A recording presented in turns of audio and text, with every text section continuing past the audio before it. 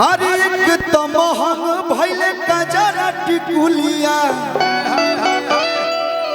अरे दूसरे करुआ के तेल। अच्छा महंगा भइल बा कि ना भैया? 227 रुपये किलो हो गया। रिकॉर्डिंग हम डांस करे आइल बानी। हम गायक हैं। लगा दी? लगा दो। अच्छा हाँ एगो हो जाएगा।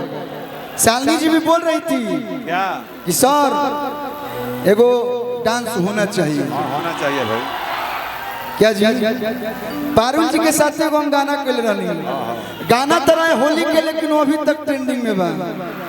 हमर देवारू हो सब तोहरे बा बाकी पियावा से प्यार पियावा से तो निगहरे बा। अरे पुआ पमा जलाया चार के खाली गिलासिया में ढार के आजा हम मन करे डाला तू घार के बाकी छोड़ दो जगहिया भतार के। लेकिन बहुत अच्छी हैं आप लोग।